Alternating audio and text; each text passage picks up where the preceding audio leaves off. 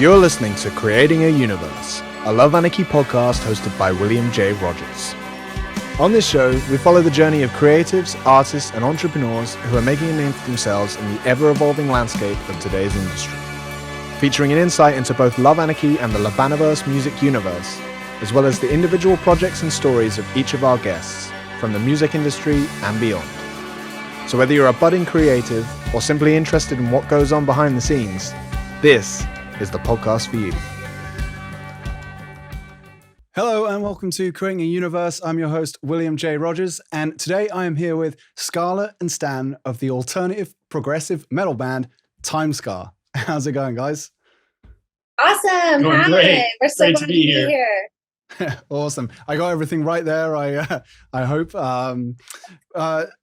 To kick things off, then would you guys be able to just start with a little bit of an introduction of who you are and what you do? Yeah, definitely. I'll let Stanstle take that one away. Yeah. My name is Stanstle. In TimeScar, I play lead guitar, melodic guitar. Write some of the arrangements, some of the composition. Other guitarist is Landon, and we hail from the lovely city of Colorado Springs, Colorado. Nice. Yes. Right on. Yeah. I am Scarlette of TimeScar, and I play bass and do vocals in the band. And yeah, that's pretty much it. And then we do have a fourth member that we just found recently, who will be our hopefully permanent drummer for a long time. If you watch this, you better stay around. Yep. And yeah, so we'll be formally announcing him pretty shortly. Pretty soon. Yeah. We're excited. Awesome. It's not easy to find members that you mesh with, both musically, creatively, even like with just your personality, even with just camaraderie. And we've been working with him for a little bit now, and it's the best secret weapon we got. Shows to follow shortly. Something wicked comes this way. So Awesome. That's really great to hear. So that completes the package. So that's a new drummer on the horizon. And you mentioned there's you obviously you have another member as well that you referred to. That's Landon. He's he also plays guitar. I don't think we might have not mentioned what he did. So he plays guitar and he also does vocals. And then he does a lot of the like the mixing, the mastering, a lot of the production kind of things too. So yeah, he's a very integral part of TimeScar. Yes. Awesome. Cool. Nice. We have a good idea of the team now. Would you guys be able to perhaps give an idea, like if somebody hasn't heard you before, how do you describe the music that you guys make? So the reason we're kind of like smirking at this question, because we get this a lot and it's so hard for us to answer. And I think mainly that's just because we kind of have a different sound. And I don't really necessarily like to just paint a picture in somebody's mind of what we sound like. So if I say like, oh, we sound like Within Temptation or something, just throwing a band out there, then when people listen to us, they're going to be like expecting some grandiose, like amazing things, and so I don't want to like kind of let them down in a way or something, and I also don't want them to hear it and be like, their interpretation is like, this sounds nothing like Within Temptation, you know what I mean? Like, what was she talking about? But I would say, even when it comes to people asking us about what our genre is, I even have a hard time answering that question. For a long time, we were like, oh, we're prog metal, for sure, prog metal.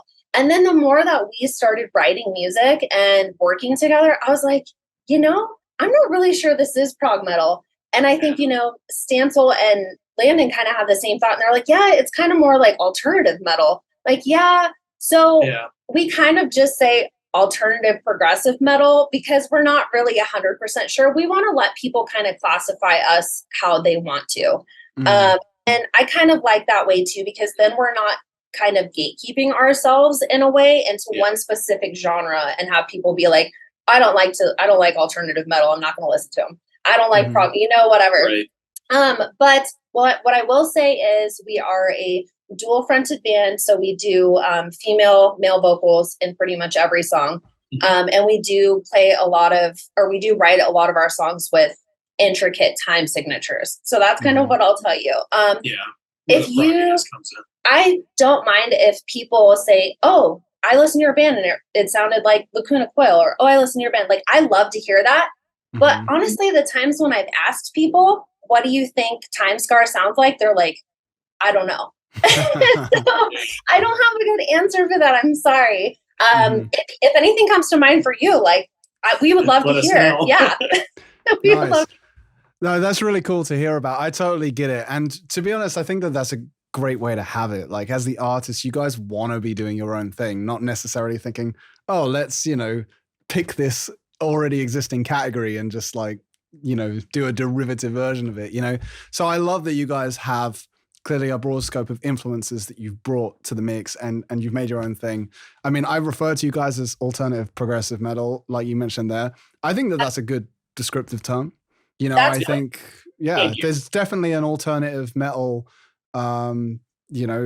sphere there. And fans of alternative metal, I think, could like what you guys do, especially kind of sonically. It really fits there, but totally progressive as well. Maybe, I don't know, there's some aspects that might make me think of someone, a band like Tool or whatever, in terms of alternative metal, but with odd time signatures, stuff like that. Right. But yeah, I mean, there were certain things like, we'll get onto that a bit later, but like with the videos and things like that. When I put on Nearer, and it's all kind of quite grand when that one hits in, and there was even some bits reminding me of like Devin Townsend or something, which is perfect. more progressive, Yeah. Interesting point on that is he's not here, but I'm going to speak for him. One of my friends, Landon, is a giant Devin Townsend fan. Awesome. I also appreciate Devin Townsend. We actually just saw the Dream Sonic tour in Denver. Wow, that tour looks so good, man. A couple weeks ago. Yeah, it was fantastic. I mean, I'm a huge Dream Theater fan. Like, big prog. But cool.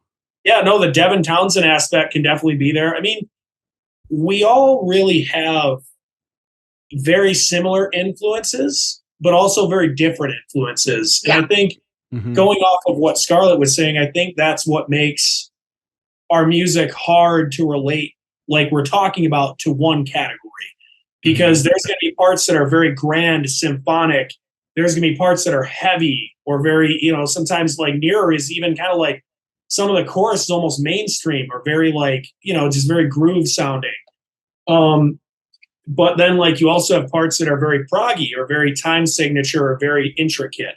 I don't know, it complements really well. Like you said, it's kind of nice because it really puts a lot of things into different areas that can draw a lot of different ears or different perspective. I think Landon's going to be absolutely thrilled to hear you have related some of Near Devin Townsend because probably burning right now.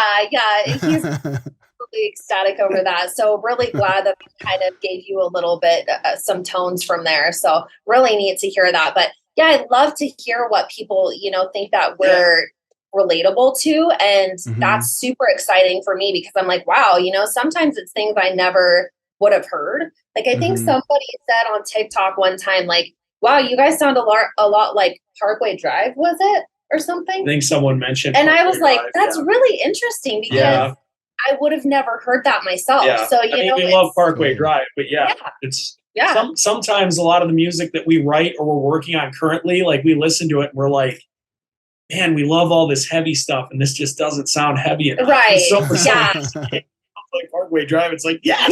Nice. We did it. So yeah.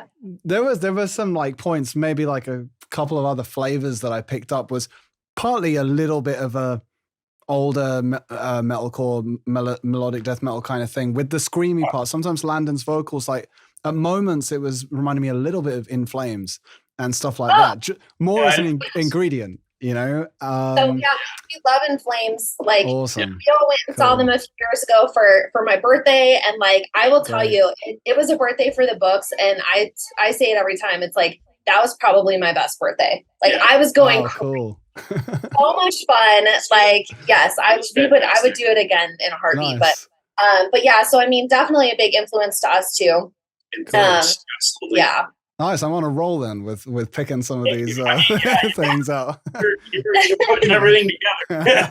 See, I don't necessarily expect to hit any home runs on this one, but the other element that I did come to mind is at points there's also some kind of Gothic elements, I would say. You mentioned Lacuna Coil, and even some bits that remind me a bit of bands that I really like Paradise Lost, or as you said, maybe some Within Temptation or something like that. That I feel like that's another kind of flavor that's in the mix somewhere. Yes, definitely. And I think that also it influenced us too. Like we just went and saw Lacuna Coil. I would just say that about a ton of bands, and I'd be like, we just went and saw them because we did. Awesome that you guys go and see bands together all as well. The time, that's awesome. all the time. Yeah. So and plays together, slays together. Yeah, totally. Nice. Love the experiences, and I think for us too, it's a really good kind of way for us to reflect on what kind of stage presence they brought and what excited us about the shows, and kind of how we can translate that into what we do. And so I think that it's almost like researching in a way, but it's also very, very fun bonding experience for us too. So we love going to shows together. Team building. You tell you she's the mosh pit more than I do. Amazing. Well, whilst we're on the topic, then I want to just tie it up and just get a little more of a look to you guys individually. Then, who would you say are your biggest influences? Ooh, I mean, we've mentioned a few, of course, but we have mentioned a few. I mean, honestly, you kind of hit one. Like when folks used to ask me what we sound like, I used to try to use In Flames. In Flames is definitely a big influence. I mean, just going from Chester Race forward, anything. They just have a great symphonic / melodic screaming, just death approach. It's just very good. I'd say In Flames is one of them. What about like for you as a guitarist, though? As a guitarist? Because I know you he's always spurting off all these guitarist names, and like I'm not too many. As like gets him, and I'm like, I have to look up who. I don't bring in as much in our music, but John Petrucci is one of them. John Petrucci is an idol of mine. I mean, we kind of play like slightly different genres, so I can bring some of that in. Eddie Van Halen was one. It's funny actually. The Insomnia solo, the beginning of that solo, I actually took part from a couple. Got ideas from Eddie Van Halen, basically. Yeah. Part of the lick. That's okay. You and like every other shredder, of all time. He's like the OG. There's no secret here. I like it. I like all the heavy stuff too. I mean, Parkway Drive. I like Adam D from Killswitch a lot. Honestly, I'm a big prog guy though. So I mean, Claudio from Coheed, and even like Alex Lifeson from Rush. Those are two of those. Influences for me. Nice prog rock then, as well as progressive metal. Yeah, pretty much prog. Anything that sounds weird. Do you like old 70s kind of prog, or definitely old 70s too? Get some Camel. Man. Yeah. Oh, well, that's awesome, man. I love that. It makes sense that you're like the lead guitarist, doing the solos and stuff. Then with this kind of background, it gets me in more trouble. But it's really interesting. Sometimes like we have a songwriter and he writes like this crazy solo, and it sounds like super prog rocky, and we're just kind of like, how is this gonna fit into like this song? We want it to, because it sounds so cool, but it's just like, how do we make it work with like what we're doing exactly? So that's a really cool kind of point there too, that we have a really great way of all finding compromise and mixing everybody's. And that's probably like, it's so crazy that you said like, it kind of, Near gives me this vibe and this vibe and this vibe. And that's really because like, they're very much coming from certain people, and they're all meshing into a melting pot. And so it's really cool to hear stuff like that. But it's a nice little stew we got going. Yeah. Yeah, that's it. That's how to do it, and that's really cool that you guys have that fluid band dynamic. You mentioned earlier about chemistry being so important, and you clearly have that, and you guys doing the bonding kind of things of going to shows together and stuff. That all really helps when it comes to being able to blend a unique sound together from all your influences. Yeah, really nice. Absolutely. So, yeah, I think it's helped us a lot too to branch out of the genres that like maybe we're most kind of stuck in, you know, or like really heartfelt into that specific thing. And it's like, I didn't really listen to Dream Theater very much until I met him. And then I started listening to Dream Theater and I was like, whoa, like this is, I really enjoy Dream Theater now. And like when I hear people's covers of Dream Theater and stuff, I start getting like goosebumps because I'm like, wow, like you have to hear this cover of this guy doing, you know, whatever. So pull me under. It's so cool that we've all kind of helped each other expand our musical horizons in ways that we probably never would have thought. Yeah, so, it's like gaining musical knowledge, musical points. Yeah. Mm-hmm. Yeah. Amazing. So what about you then, Scarlette? What's your musical repertoire like? So I think like it's of course I love you know, Epica. Love Simone's cool. like, oh my gosh. Again, here I go, like a broken record. We saw them a few months ago. Amazing. And like it's just been amazing because they've been on my bucket list and they finally came, and she just has such charisma, and her vocal range is so amazing and she's so powerful. And then you've got, you know, the guitarist, and he's does his screaming stuff in it, and it's just so melodic. Mark is amazing, man, as a composer as well. I mean, and I follow his Instagram and he does things for the dogs, and I'm just like, fangirling. So anyway, but yeah, I think, you know, Epica is huge for me. Evanescence, I've listened to Amy Lee since I was just, you know, a kid, basically. So whenever I listen to these strong like female vocalists and stuff, it really just empowers me to try and branch out of my comfort zone. And there's so many, even, you know, Alyssa from Arch Enemy, like she's so strong. Her vocal, her screams are just, anytime I hear her screams, I know it's her because she has that very distinct like timbre in her scream. So I love that. So, but even, you know, on the other side of the coin, like Jonathan Davis from Korn, he's so emotional to me. I love the emotional side of him, and he goes through so much like heartbreak, and he's been through so much in his life, and that really shows through to me in the way that he's does his vocal style. And so I really listen to a lot of that kind of stuff. And that's kind of what I grew up listening to too, was like, I went from this really weird phase of growing up and listening to like Backstreet Boys and Spice Girls and, you know, dressing up like Sporty Spice and stuff, to just like a flip switching and listening to like Korn and Deftones and like Megadeth and like all this stuff that's polar opposite of that. And I kind of just never really looked back. So I don't know, but I even like stuff like Dark Tranquillity, love Dark Tranquillity. And, you know, and then I even love stuff like Septic Flesh. I have a huge, huge place in my heart for Septic Flesh. And sometimes certain days I'll just come and watch their live performances, and I am just blown away at everything that goes into that. It's like the symphony, and it's like just the pure like rawness of it. And it's so aggressive. And I'm like, yes, this is like touches my, you know what I mean? It's the best of both worlds.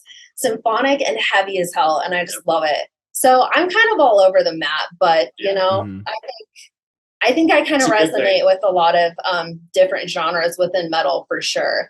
You know, metalcore, deathcore, black metal, even melodic metal. I mean, I just, as long as it has melody, like a pretty strong melodic presence in it, I resonate with it for the most part. So yes.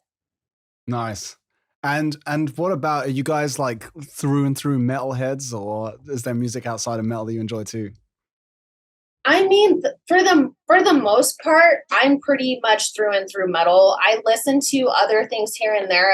Like we go like to do karaoke quite a bit, just you know, but for the fun and everything else. And so I'll do like, you know, Nirvana and like alternative style rock music, like Offspring and Nirvana. And stuff like that. And then sometimes I do Nora Jones, which is this like completely out of it. Like everybody's just like, wow, she just sang Offspring and now she's singing Nora Jones. Like that's She weird. crushes it. She crushes it. But too. you know, Nice. so sometimes if it resonates with me, I'll still, you know, listen to it and things like that. But for the most part, pretty much my go-to is metal and hard rock. And there's so many subgenres of those. You know, it's like I could For sure. you can spend forever. You can spend forever because there's always going to be more that you find. And so, yeah, it might be a little different for him though. Yeah.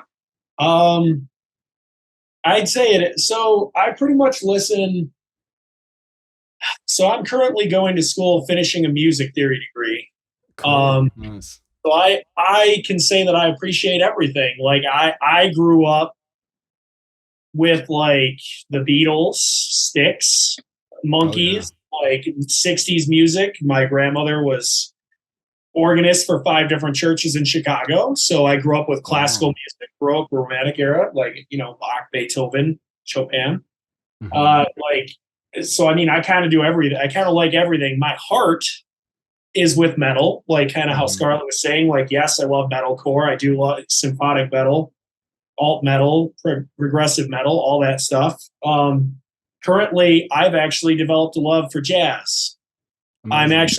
I'm actually in a jazz ensemble at school right now. So I've been learning some jazz pieces, learning to write, play different modes, different keys, switching, doing modules. So it's, I mean, ultimately, I do derive, like going off what you said, I love the fact that metal has expanded over the years, because metal, it's not just playing 16th or 32nd notes or just playing really fast. There are organs, or there are pianos, or there are string instruments. There are different. Another one I didn't mention, but to name drop, Rivers of Nile. Who would have thought to put a saxophone in like, and they just so did it. Cool. It's just so unique to finally just hear something that contrasts or dynamically hits differently. Because music sends a message. Music has a message. Lyrics have a message, and then everybody can take that message differently. So like, I guess that's why, like, you'll see me, my Spotify playlist is typically like Trivium or Lamb of God or In Flames or Megadeth, like going through all these. But then like, there's sometimes where I'm listening to like Merle Haggard, or I'm listening to like some jazz, or I have some like Beatles, or I have Styx on. Like, I don't know. I listen to everything, honestly. Amazing. My main heart is metal and hard rock, but I do listen to everything. Right. And I can agree with that too. It's not like if somebody turns on something that's other than that, I'm like, right. Yeah. You're not this is not metal enough. Yeah. I know. You definitely don't turn Elton John off when I put it on. And I love Elton John, you know, and stuff like that. It's like, you know, even, you know, part of growing up, it was like the Eagles and Eric Clapton and stuff. Yeah. So I still very much go back to that stuff, you know, because I'm just like, it's just like so much metal. And I'm like, let's, you know, change the tone a little bit. But it's been great with him being in jazz, because I went to his jazz performance for his school. What was that, last semester?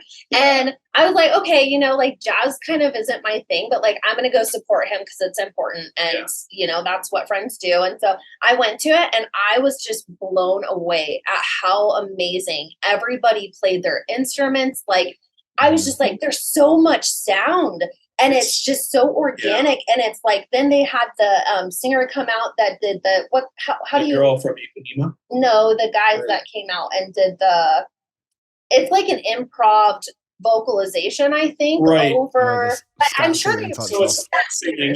So it's giving you the song. They did it during Girl from Ipanema. And then, I'm trying to remember the second song. But yes. It was amazing. Yeah. Because I've never seen anything like that. And I was just like, whoa, this is so cool. So I'm definitely going to go to his next jazz performance this semester, and that's exactly what I mean about, it's so cool to talk with other people about other genres and stuff. And you just have to be open-minded enough to it to give it a chance, you know? And so, yeah, I mean, who knows? A year from now, I could be like, oh, I love country music. I don't know.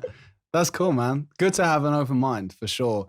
And I think that it makes sense with jazz as well. Like if you're like really into prog rock and stuff, it's almost like if you really dial up the rock elements, you can get into the metal territory. But if you dial up the kind of weirdness of the prog, then yeah, you really kind of get into jazz territory. Yeah, because that's basically, it's 100% factual. I mean, it's very humbling to see other musicians in different genres, because there's just different styles, there's just different approaches to everything. And I definitely agree. I mean, a lot of prog, the odd time signatures, the key changes, everything, it's basically jazz.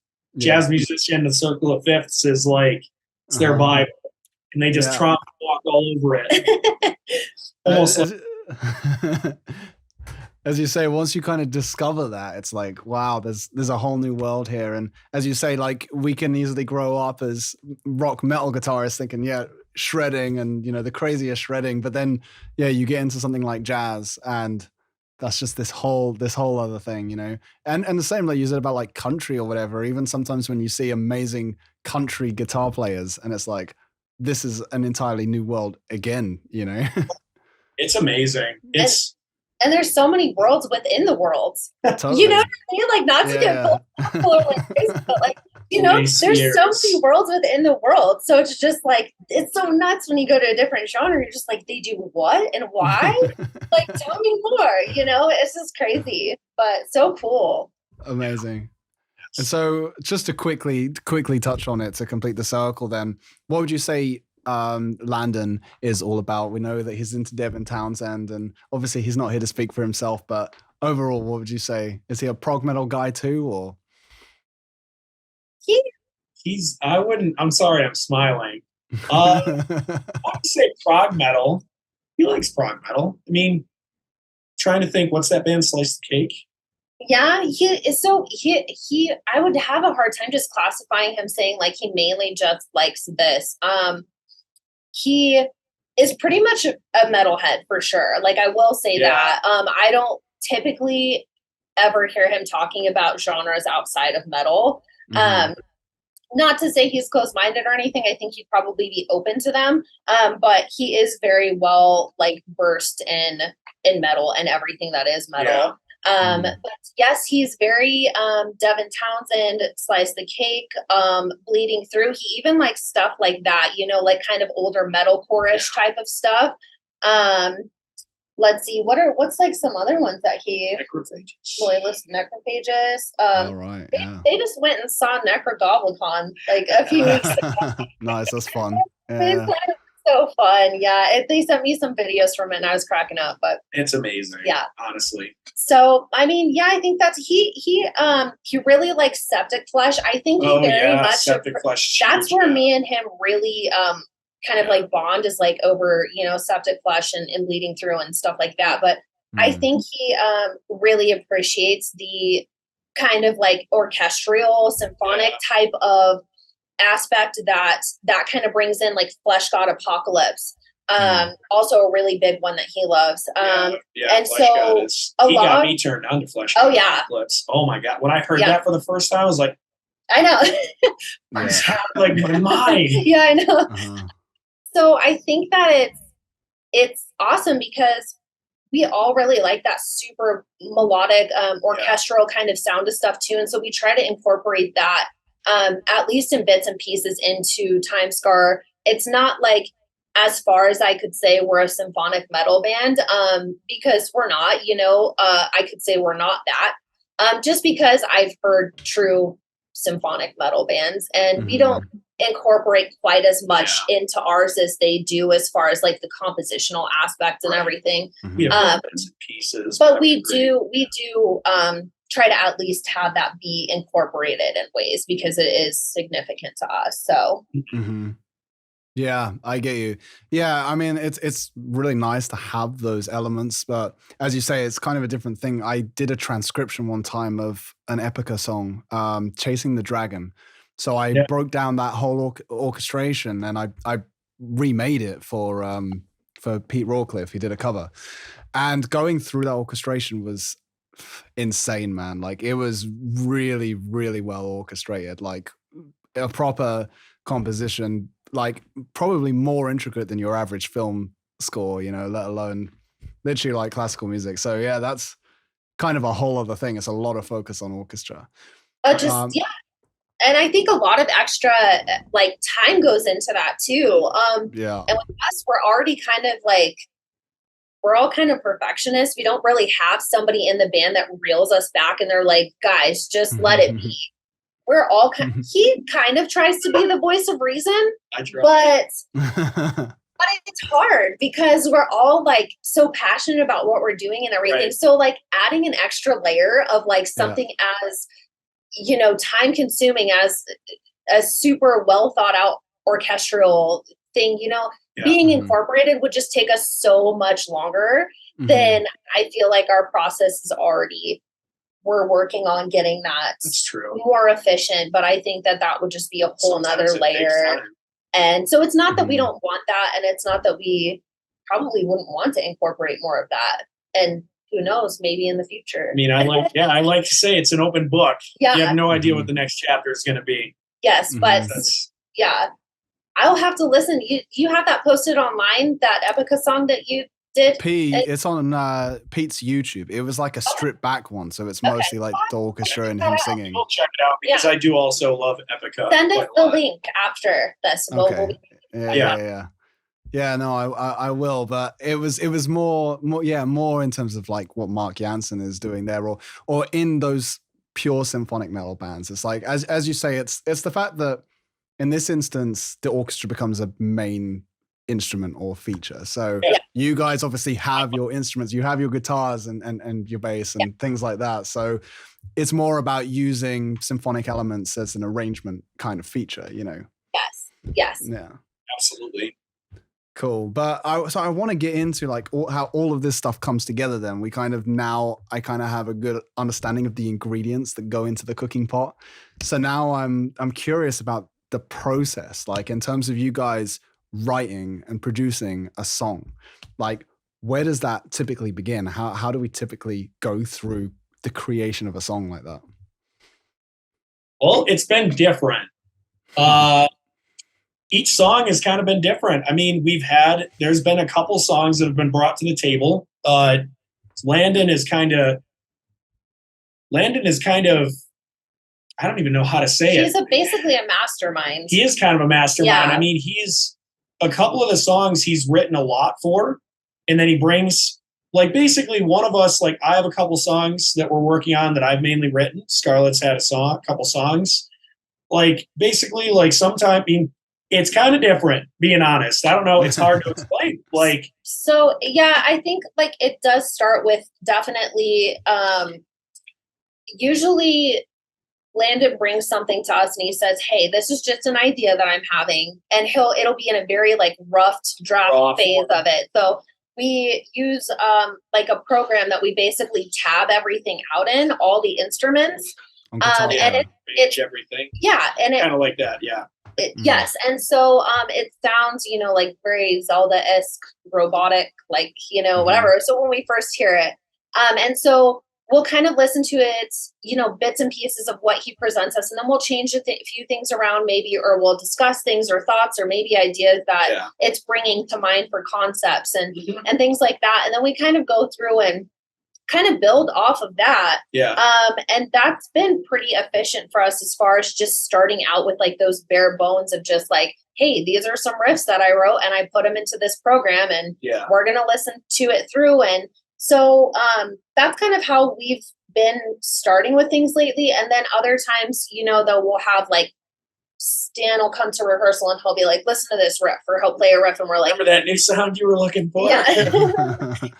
So we'll kind of go from there. And so it's always hard to kind of fully, at least for me, to fully conceptualize what something's going to sound like, because when it's in the Zelda program, I'm just like trying so hard to like think about like how this is going to sound with real instruments. And so he's a lot better at it than I am because he's got, all this music training in school and stuff like that. So I think it's a little bit easier for him. And I'm like, they'll ask my opinion on stuff sometimes. And I'm like, you guys, I don't know until we get our instruments and start playing it. Like I can't conceptualize this yet until I'm more attached to it from what I know. And so like, let's play it. Let's play the riffs. hear what it sounds like, and then I can give you more input. You know what I mean? But that's usually how it starts out for us. Is yeah. That's been how a lot of it has been. We bring something and then we kind of build off of it. We start doing. I'll either try to come up with them with melodies on the piano for either singing, for background. Adding parts, coming up with parts, like middle parts, doing structure, we work on together. Not gonna lie, that's a strenuous process. We just talked about being perfectionists. There's times where we have a song written a certain way and we're like, nope, 3 weeks later it's gonna sound 50% different. Oh yeah, and we're gonna change this. I think come out like even just like to throw this in too, like a long time ago when I say a long time ago, it was like 3 years ago. When we first started out, we released a song, like fully finished it, all this stuff, put it out on Spotify, and like a week later we listened to it, again, and we were like, oh my God, like this is so bad. Everybody hated it. And everybody was on the same page with how much they hated it. We all kind of just came together as a band and started talking like before rehearsal one day. And we were all just kind of like, do we feel embarrassed over it? Like, do we feel like it's really bad? Like, what do we feel like? And then we were just like, made the decision that day to pull it offline because we were just like, I don't even know, And so now it's really funny because we were young 3 years ago. So now we get back to the point where we'll sit down and we kind of think about resurrecting that song and reworking it and redoing it. And we have some ideas. But it's like kind of a bruise that doesn't go away because we see it and we're just like, oh, like, do we want to go down that road again? So, I mean, I think for us too, like that's another reason why it takes us the time that it does, because we don't want to kind of go through this. One person actually like either bought that track or has it because somebody purchased it and we don't know who it was. So whoever you are that has that song, who you are, you're the only one. Yeah. And if you do like it, like I hope you do, thank you. Yeah. We'll give you a better version. Yeah, anyways. Someday there will be you gotta start somewhere, man. That's it. Yeah. It's a good foundation, I guess. Surely, It is, and I think, and even for us, like listening to some of our older songs on Spotify to the ones that we have now, we even hear it in ourselves how much we've evolved and changed in the last few years, and it's such a cool process. And so, it's a journey. I think that even the songs that we don't have public and posted and stuff, it's really cool to revisit those sometimes and just be like, wow, I've learned a lot as a vocalist, or I still have a lot to learn as a vocalist, or, Stan's really found his place with writing solos, or, whatever it is. So it's kind of cool. It's really cool. I feel like it's just those times in history and your story that you get to look back on sometimes. Totally. It's all about the journey, right? So it's always so great to go through a catalog and see that evolution. Yeah. Yes, evolution is a great way to put it. It's all right. We're getting there. Yeah. It's a step, I mean, plus it goes back to like we talked about, Landon is kind of the mastermind. And I mean, we have had some production help. We've reached out and we've worked with other producers. But for the most part, we've done a lot of it on our own. And that is a huge, I mean, just saying like that original song that we had that we took down might be reworked. I mean, something wicked may come somebody's way one day. You never know. But I mean, the fact is like, even like me and Scarlette, we've come a long way learning, like trying to learn the DAW we're using. And I mean, Landon has come worlds. Like the next song that we're dropping now, he's doing all the mastering and mixing. We've done all the recording. We've been beating our heads against the wall, doing all that. It's like you said, it is a journey, and it gets frustrating at times, but it's also very rewarding. It's very fulfilling.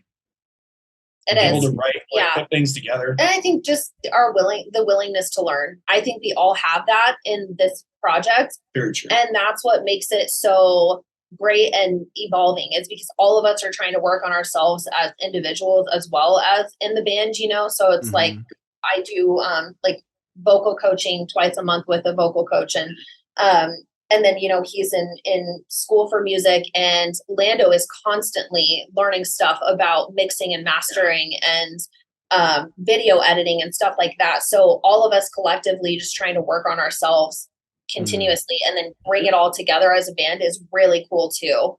Because we're teaching each other. And I'm trying to learn more about, we're both trying to learn more about the mixing and mastering side of things, because that's totally Lando territory.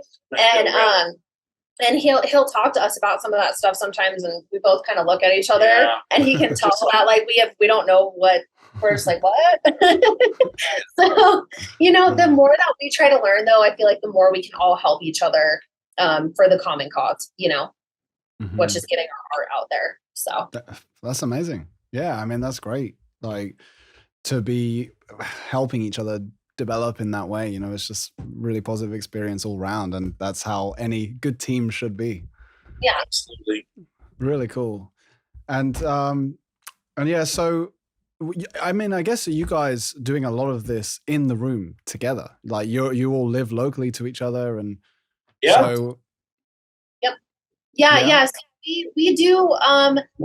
So it's kind of funny because we basically turned Landon's whole downstairs, his poor girlfriend, we've just taken it over for years, and we're just like, sorry, it's going to be noisy for 6 hours, like nice. But yeah, so we basically just turned the entire bottom part of his basement into like live rehearsal / music video recording / recording studio / mixing and engineering area.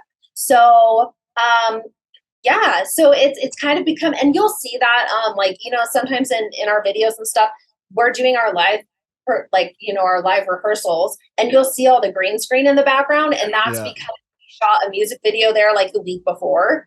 So it's just for us to tear all that stuff down every time doesn't make sense. So we've gotten to the point where we're just going to roll it up and steam it every time we pull it out, and whatever.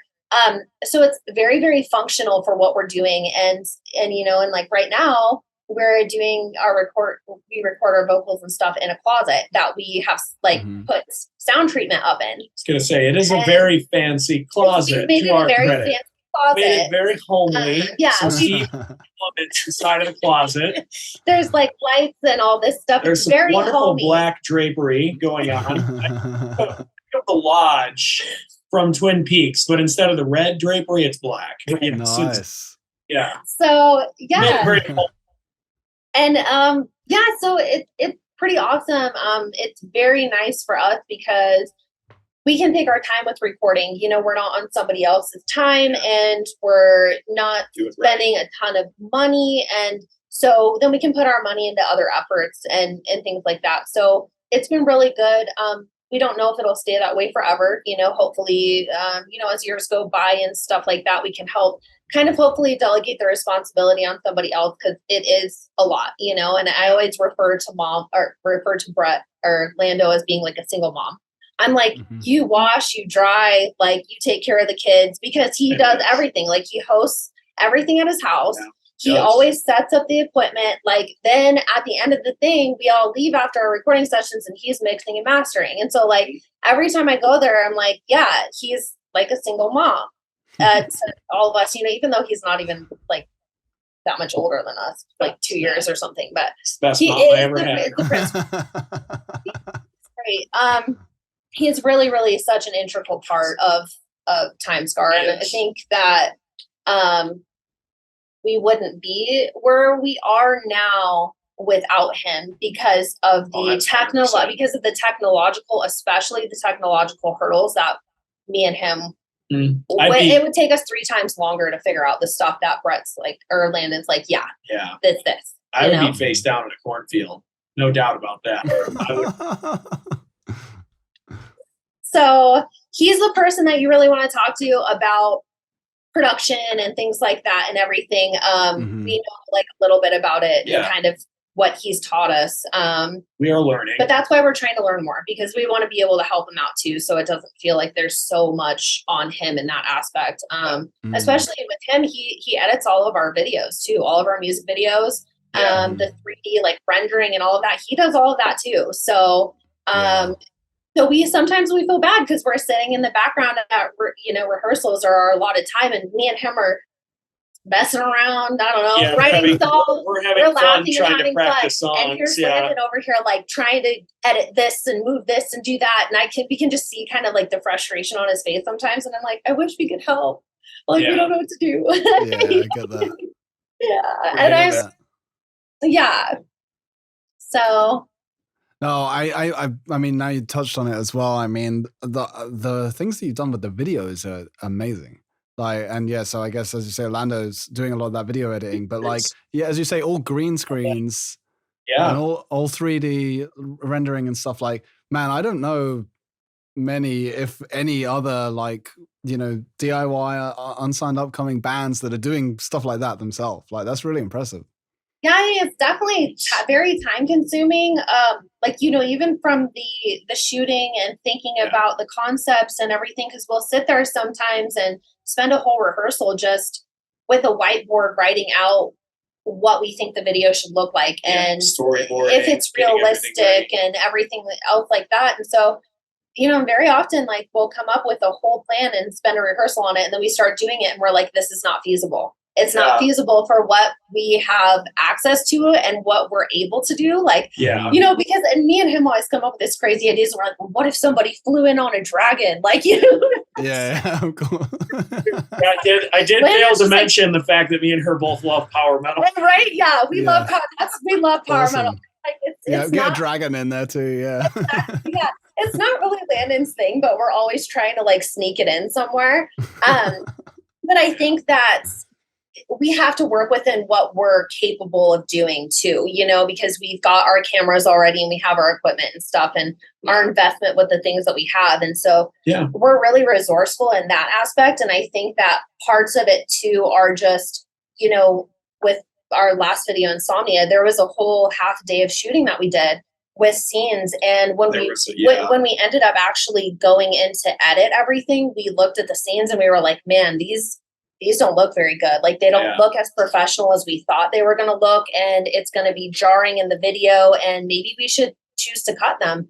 And it was kind of a hard decision because it's like, man, we spent half a day shooting all this. You know, we got costume, we did face paint, we did costumes, all this stuff, and we're not going to use it, you know? So I think that's it. Definitely being DIYers, it takes us quite a bit longer in certain aspects, but there is definitely a sense of reward that comes with it though too. And there is that aspect too where we can say, hey, well, that's the way that we wanted it and that's the way that it came out. We didn't have somebody being like, oh, you know, you guys shouldn't do that. Like, everything has been our decision.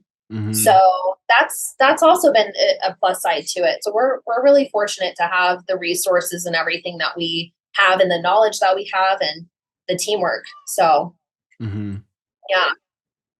yeah, I mean, what you say about the rewarding factor, like, it makes a lot of sense because you guys are really putting your heads together on creating all of this, like everything that you do. But to take like such ambitious ideas and with the videos and to pull them off in the way that you guys do, I mean, that has to be a big project. Like, how many hours do you think go into creating one of those videos? Oh, I don't even think I can count how many hours. Honestly, it's usually like at least a couple months because from filming to having like a good rough draft, a rough thing, and to the point where like Brett can, or Landon and Brett can start rendering things.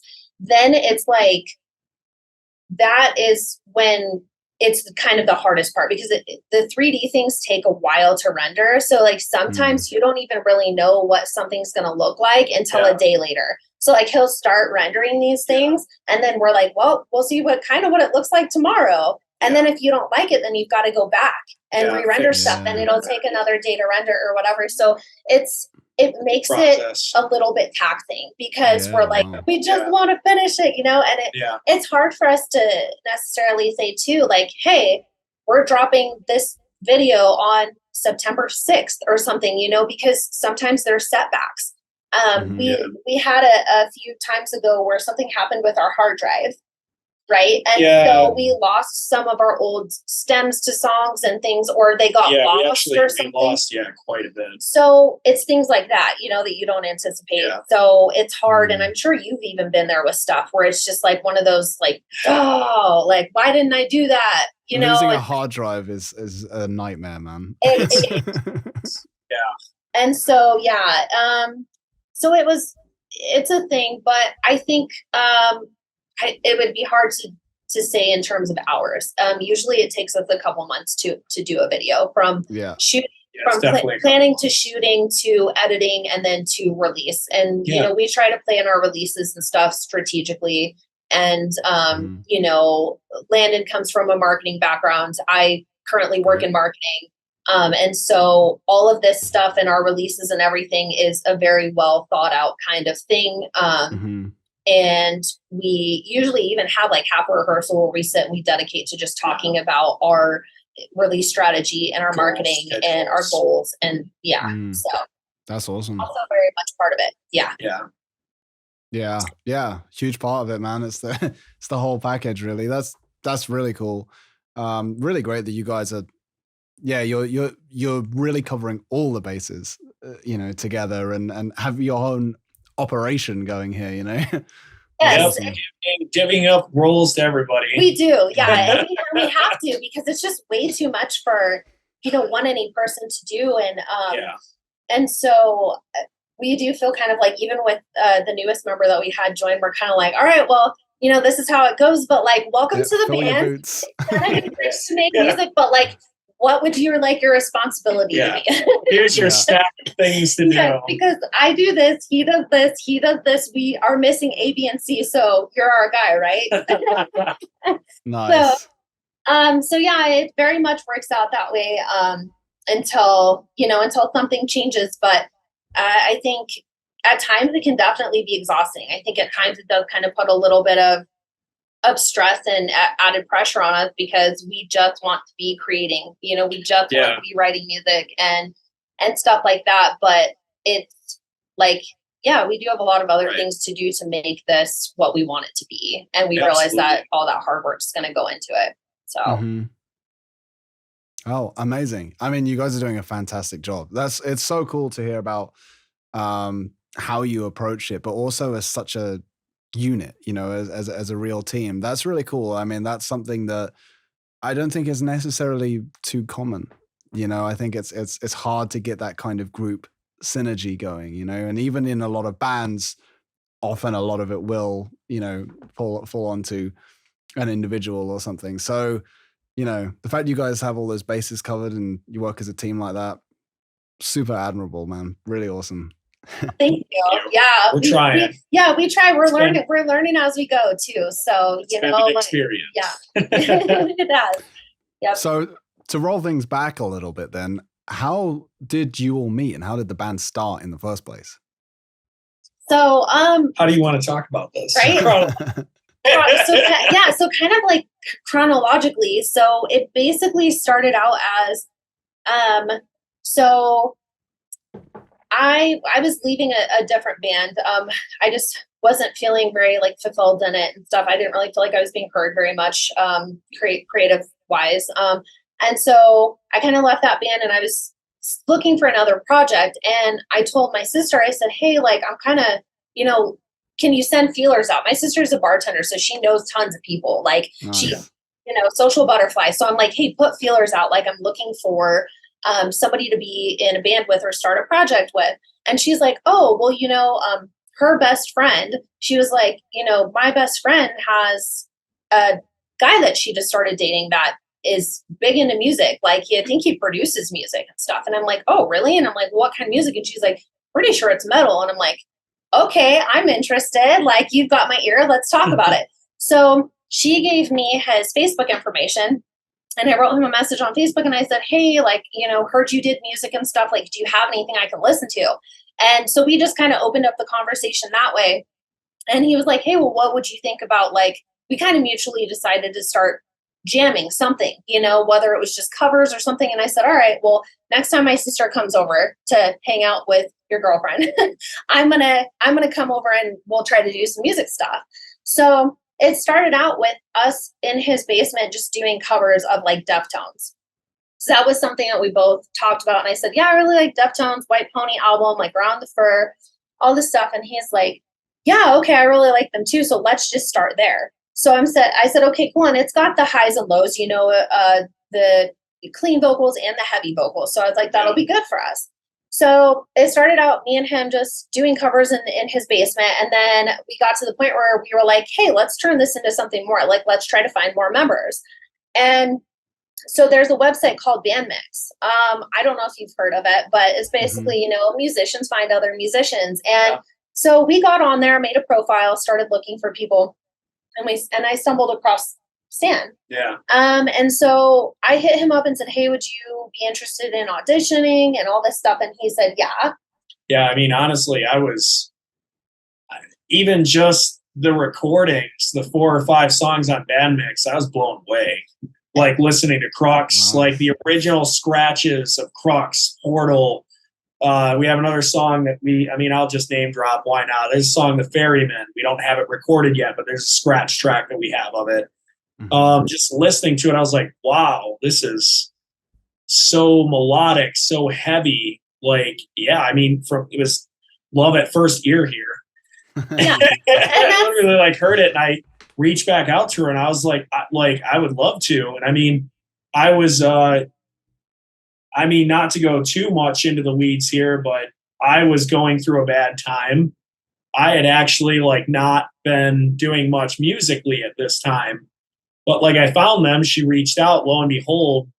And like, that's how we ended up meeting. And we became like best, honestly, everyone in this band, we're best friends. We are literally brothers and sisters. Yeah. Honestly, like you said, we have a very good connection. We go to concerts together. We work out. Me and her are huge into fitness. We work out together. We be healthy together. We have a lot of same ambitions and goals. I mean, and it was just, I don't know, like it was very lucky meeting you two because I didn't have any idea we would connect so well with him. Yeah, the first time you meet somebody, you never know how you're going to be. At first, it was a little rocky because he came to have his first audition and like he lightly touched on this. Is it okay if I say it? It's fine. So I don't want to like embarrass him or anything. So like he came to his first audition and like we liked him. We clicked with him immediately, but his audition didn't go the best. It was we were kind of like trying to give him the benefit of the doubt and stuff, but like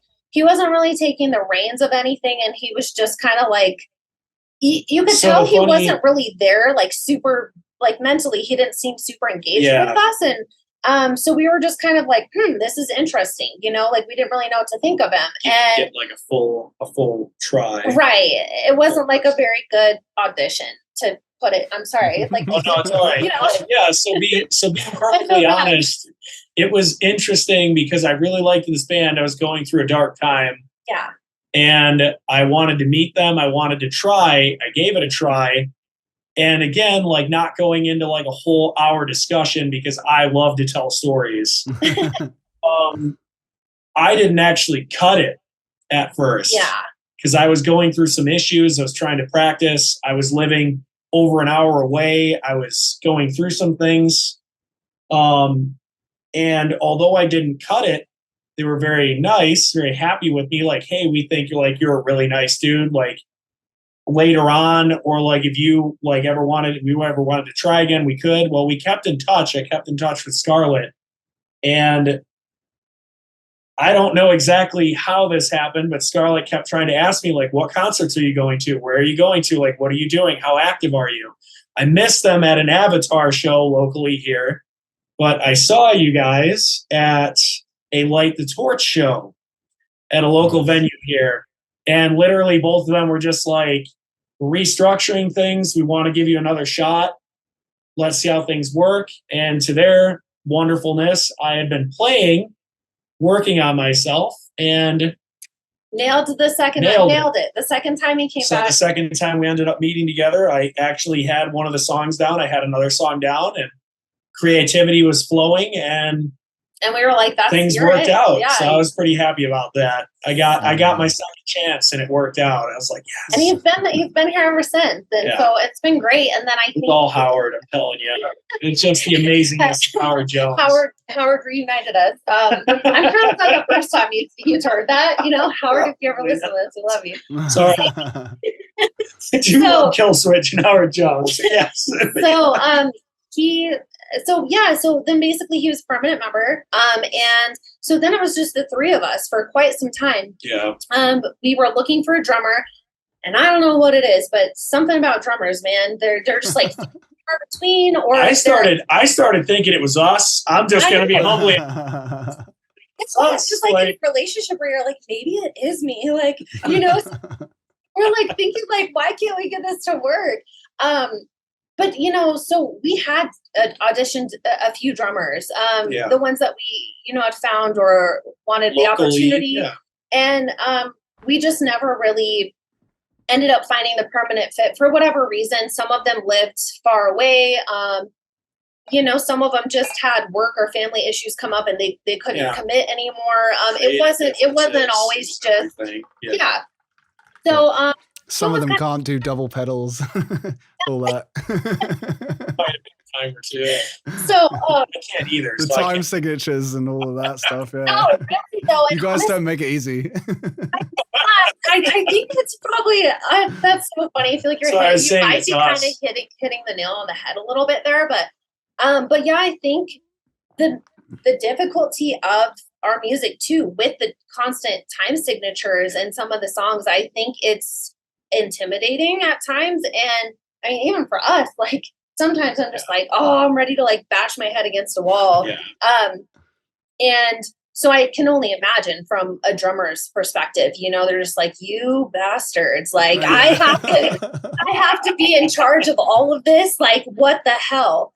So, so now I think we are, and we continue to use Bandmix to find drummers. That's pretty much been our main outlet for finding musicians. And it's not that we haven't tried to connect with people at shows or network or anything like that. We do go to local shows and we do network, but unfortunately, a lot of local musicians here are spread thin and they're already in 2 or 3 projects. And, with TimeScar, we rehearse 3 to 4 times a week sometimes. So it's like for them to commit that amount of time and everything is just, it's asking a lot. And so I think we hopefully finally found our guy, and he seems really committed and into it. And so he's doing a great job. Yeah, we're really hoping this time, because it's been challenging. Every time we've had somebody come in and we've been trying to get them dialed into the songs and the material and stuff. And it's like, sometimes we'll work with drummers for 6 months, 7 months, and then it doesn't work out. And it's just like, well, man, like, that's a lot of, like, to us, that's a lot of time to invest in somebody to have them leave. So we kind of have a little bit of like relationship, like band relationship PTSD. Like, if you would, that's putting it pretty brashly, but like, yeah, we get a little scared when we introduce a new drummer into the band because we have had a lot of. I fall very easily, to be honest. I'm just like, and it's like we become emotionally connected to these people. We become emotionally connected to them, and because we see them so much, and then it's like they're just gone. So, so yeah, we're really hoping that it works out with this newer one, and that's basically where we're at now, is working with him and getting him dialed in and writing new songs, and yeah, we have a couple in the chamber. It's just, as you can imagine, like going to what Scarlett's saying, even if we practice 3 days a week, a drummer, especially when they come to practice or when they want to practice, it's, hey, I want to practice with the singer. I want to practice with the bass. I want to practice with the, not just the melody, but the foundation or the rhythm of the song to make sure we're getting and connecting everything, especially with time signatures and tempo changes and that such. So it's just been hard because, like you pointed out, we wear many hats here. Writing songs, composing songs, recording songs, mixing songs, teaching each other songs, teaching each other different things. writing for music videos, all this stuff. So it's like every time we try to bring somebody in, it's now we're diverting attention, trying to do that and this on top of everything, full-time jobs and everything else that we do. And it's, but I mean, honestly, I can say, like, going back to what you're saying, like, we've been working with this member for a while now, and we have high hopes. He's been doing great. So he has a great attitude. I mean, a great attitude. It's, we realize some of this stuff is the time signatures and some of this is like, you know, and he's got a really great attitude about it. And I think that, you know, when it comes down to working with people in a band or in a group, attitude has a lot to do with how much gets done and how productive things are. So really excited that his attitude is just totally go-getter. And I'm like, dude, even if you have stuff that we're all trying to work on becoming better musicians. And so the fact that he's willing to take it head on is everything to us, you know? Absolutely. This is really cool to hear, especially because you guys have such a strong chemistry between you guys, you know? And so it makes so much sense that introducing a new person to this, and as well, like rehearsing 3 or 4 times a week, like that's a lot, you know? I mean, if you start dating somebody, then, you know, you're probably not seeing them 3 or 4 times a week, you know? So more than them, Yeah. So in a way, it's like you mentioned about you kind of joked that Lando's almost like a band mom. And the fact that you guys do so much together, there is this element, like, and you're all obviously so passionate about this and invest so much in this. So there is almost like this element of being married to each other, you know? And I guess I can imagine that having like another member come into that, like it's quite, intimate in a way, you know? And 100%. Like we've joked bachelor like you get the rose. Like we do joke about it, and I say like very commonly to people, you know, like friends of mine too, and I'm like, man, it's crazy because I do feel like I'm in some way in a relationship with like these 3 guys, and it's like not a relationship like that, like, you know, that sounds weird, but I do, because it's like when things to the band, and it's, I see them so much. I see them more than I see any of my other friends that aren't in the group and stuff like that too. And, you know, I'll definitely have times where my other friends are like, man, I haven't seen you in like 3 months. Like, can we go grab a coffee? And I'm like, no, I have rehearsal today. Like, I'm sorry. Like, you know, and so I feel bad in that sense, but like, this is something I'm very, very passionate about and like want to move forward with it. And so all of us, and I know they make sacrifices like that too, you know? And so it's like, all of us are really good at being understanding of each other. And, you know, if somebody does need time, like away from the band or something for a little bit to do things outside of that, I think we're all very understanding about that, as much as we do try to put as much time as we can allow with like having sanity in some way. Somehow. We are really good about that, you know? So yeah. Yeah. Wow. Yeah. Very, very, very, very cool. It's really cool to, you know, hear your circumstance. And I'm really happy for you guys and excited that you have a new drummer involved. I'm wondering, like, one thing that came to mind with you guys doing all the time signatures and stuff, like, and the role of the drummer, like, are you guys playing with a click or is it all like free? Yeah, so we are practicing. So that's a very interesting question. For my ADHD brain to not go too far here. Me too. So so a couple of the songs are more, I'm going to use the word intricate than others. We've mentioned a couple times, like the song that we have, which we have a music video for, Insomnia. Listening and watching that song, 80 to 85% of that song is relatively simple. Couple tempo changes, couple timing changes. The beginning part of that song is a click nightmare. Right, yeah. Yeah. Just because of the intricacies and the e's and ands and where everything falls together. So with some of the songs that we've been introducing with when we've practiced with any drummer, especially current drummer, I Can I just mention his name? Because I feel really bad that we're not mentioning his name, because Jaden is a fantastic individual. So I'm just going to shout out to Jaden. You're going to watch this. You're going to watch it at some point. He'll probably comment on it. He'll probably talk be the first person as well. But Jaden's been very, very fantastic. He has a music production degree. He has music theory on his belt. Great. So in some of the songs that we're practicing right now, we have like 5/4 timing, 7/4 timing, and he is actually doing very well on counting on his own. So we are practicing parts in some songs without the click, trying to get it together. And then we are incorporating a click to get that tightness, to make sure that we all understand where that downbeat is together. So in like not a rough way of like going too much on tangents, in some parts we do practice without a click to kind of get like feel home with each other. But we are using a click as well, because there are parts of songs where it's like, yes, we need this. Like specifically, there's a 5/4 part that we're working on right now. That 5/4, I mean, it's not an easy signature. It's no way the most complicated, but we've had a lot of, even when I recorded the solo for this song, it's a robberous. But even like recording the middle solo for that song in 5/4, like trying to play it with Landon tracking me, and he's just like, dude, you're counting 4.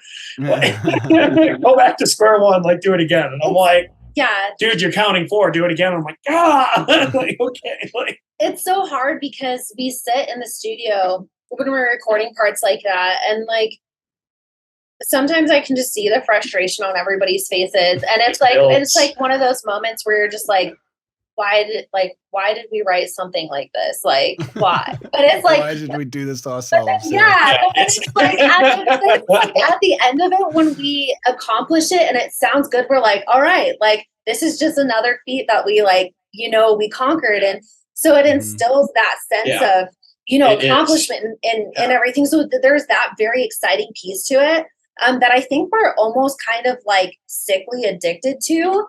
You know what I mean? Like, I don't really know what other way to say it. It's like a sick addiction, but we keep going back to it and like writing this stuff, and it's just I don't know. We hate it and we love it. We do. It's a challenge. It's learning. It's moving forward, and it's the click. I wouldn't have it any other way. And it's the click. Well, I mean, you need it to record. So. Yeah. So we basically when we do like our live rehearsals and stuff, we've got the click in our ears, and it's turned up pretty loud. Yeah, we do use in ears. And so that's very, very helpful. It is, and it's more feathers in our caps. It's getting us used to it. Like Landon first explained to us because I've played live shows in other bands before in Illinois. I'm originally from Illinois, and like I'd never used a click track. I always just did everything free floating, and he was just like, well, we're going to learn how to do this, because if we ever get a record deal, or if we ever want to record with an actual producer, they're going to make us play with a click. And I was like, okay, I mean, if that's what must be done, then that must be done. It was an adjustment, because I have very similar for me too. Like I had never played with a click or anything before. And then it was like, all of a sudden, like, oh yeah, like you're playing bass and you're singing to a click. And like, it's just, there's so much happening. And that's a lot of props to you, because we couldn't find, we had a bassist many moons ago, and we weren't able to get a basement. Oh my god. A bassist. So Scarlette took it upon herself, which was friggin' epic. Yeah. Wow. Yeah.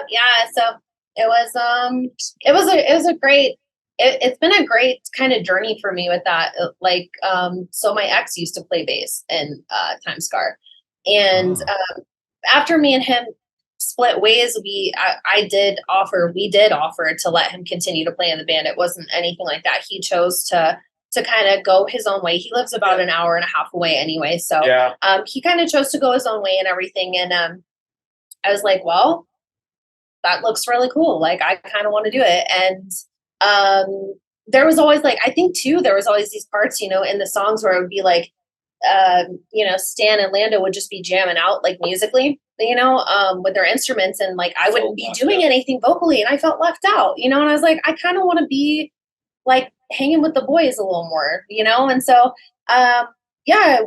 Lando came out and helped me pick out my first bass, and it happened to be a 5-string bass and drop tuned A, and Yeah. And so, I mean, yeah, I have never really even played a 4-string. And so that's kind of just how it's been. And I picked it up and I was like, I can't believe I didn't start this sooner. I freaking love this thing. I love everything about it. It's fun. I love being in the pocket. Like there's times where I'm playing like, a lot of similar things that Lando's playing in the songs. And then there's parts where I'm syncing up with Stan and like, it's just so cool. I love it. I feel it. And it's resonating. And like now I just couldn't imagine almost being without it because some songs now like I'll just sing the vocals on and I don't have my bass and I'm like I don't know what to do, like I'm used to having something here, something's missing. I almost feel like you're like naked without it. It's weird. It's almost like a blanket. so yeah, I mean it's like you're blanking. So I miss it. I think I would miss it now if I was to go back. I think if I never had experienced it, I think I'd be okay just being a vocalist. But now that I've experienced it and everything that it is and has to offer, I'm like, I want to keep going. I want to keep learning more and I want to keep doing more. It's such a unique combo as well, the bass and the vocals. You get obviously a lot more guitarist vocalists, but there's something about the role of the bass in the band that it takes a very particular kind of person to be able to do that.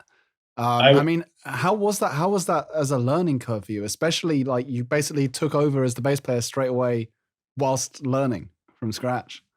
Yeah. I think that I kind of look at it in a couple of ways. So I think almost why it feels somewhat natural to me is because I don't have a lot of background playing an instrument. And so like, I don't have certain rules, I guess. It's almost like in music, I kind of feel like you learn rules sometimes. And in ways, part of your mind tells you like, you can't do that because it's not in the rules, And so to me, I don't have those kind of precursors. So like, I just kind of do it. And I think too, I was talking to Landon about it because honestly, he didn't really play guitar and sing at the same time until later. And I said he initially just did vocals. And I was like, hey, like you have guitars and stuff, like why don't you ever really play them that much? And he was like, I mean, I play them here and there, but I don't really like sing and do it at the same time. And I was like, well, maybe you should. And then he started doing it. And then I saw him start doing it and doing it so well. I was like, okay, cool. Like he can give me tips on how to do that. And I think a lot of that too has come from, of course, he helps coach me. We go over some theory. Teaches me some theory stuff. And Orlando kind of helps me with like this is kind of how you have to approach singing and playing at the same time. Yeah. And so I use a lot of his tips. I give you guys a lot of props for that. Yeah, I use a lot of his, thank you. I use a lot of his tips and tricks that he's kind of helped me do. But I mean, I would definitely be lying if I said it didn't take like a lot of rehearsal and practice because it does. It really does. And I feel like the muscle memory aspect of playing is a huge integral part of it. It's just like having that muscle memory, you know what I mean? And for me too, it's like hitting certain notes on my bass and knowing in my mind, that's where I need to be singing that part of that word or hitting that note vocally should be when I'm on, this note on my bass, and mapping things out like that. So usually when we do a new song and I'm learning to sing and play it at the same time, I sit down with a piece of paper and I'm like, okay, when I'm singing this note, that's where I'm supposed to be here. And I just literally sit with it for like an hour and just map everything out. Yeah. And then I just work on perfecting it. But I mean, and even then it's not perfect. It's never going to be perfect. You know what I mean?